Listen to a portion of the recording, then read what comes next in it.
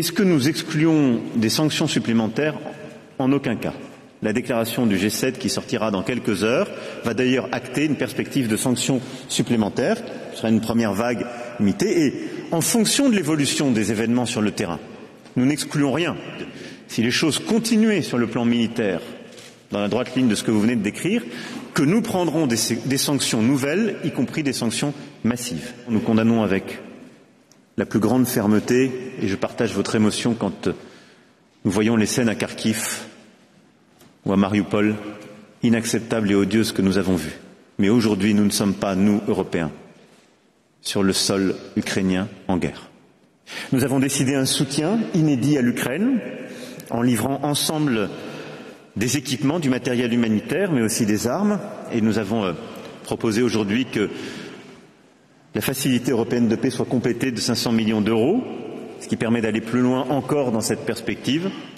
Soutien économique aussi, que nous allons poursuivre, soutien humanitaire, en accueillant en effet plus de 2 millions de réfugiés. La France prendra sa part et je souhaite que nous puissions avoir les mécanismes de solidarité qui puissent pleinement s'activer dans cette approche. La déclaration de Versailles et au fond l'agenda de Versailles que nous avons discuté aujourd'hui vient acter du fait que la souveraineté européenne, chacun comprend aujourd'hui que c'est un impératif.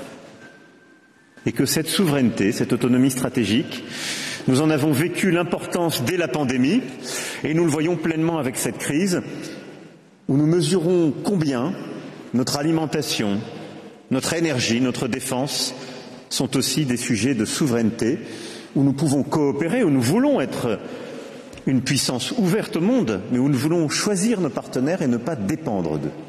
En matière de défense, nous souhaitons pouvoir définir les investissements dont nous avons besoin. Plusieurs d'entre nous sommes d'ores et déjà à 2% de notre produit national brut investi en matière de défense. D'autres ont des efforts à faire, mais nous voulons le faire de manière coordonnée. Ensuite, il y a le sujet de l'énergie. Sortir des énergies fossiles, c'est devenir indépendant. Néanmoins, nous savions que sur cette route, pour beaucoup d'entre nous, la sortie du charbon en particulier passait par le gaz. Un gaz que nous importons et que nous importons encore de Russie. La situation que nous vivons aujourd'hui, celle que nous vivrons immanquablement demain, doit nous conduire à réévaluer cette stratégie en étant encore plus ambitieux sur le plan climatique. À cet effet, nous aurons un rendez-vous dès la fin du mois de mars où nous regarderons de manière très concrète comment d'abord accompagner nos peuples sur la question des prix, de permettre de garantir des mécanismes qui évitent d'être soumis aux aléas du marché, parfois aux spéculations du marché liées à ce contexte de crise. Beaucoup d'entre nous avons fait des choix pour protéger d'ores et déjà nos compatriotes, nos entreprises.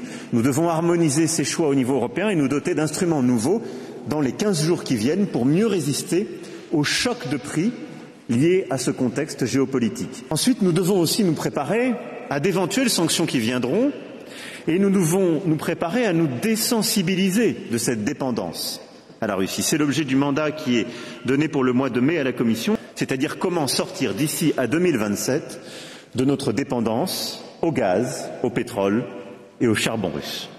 Enfin, nous avons les autres sujets sur lesquels nous devons bâtir également notre indépendance et notre souveraineté, la stratégie alimentaire, dans un contexte où, qu'il s'agisse du blé, du maïs, des céréales, plus largement parlé, l'Ukraine et la Russie sont deux marchés très importants.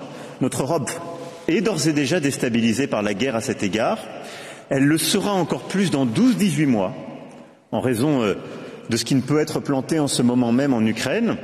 Et l'Europe, mais avec elle l'Afrique, seront très profondément déstabilisées sur le plan alimentaire.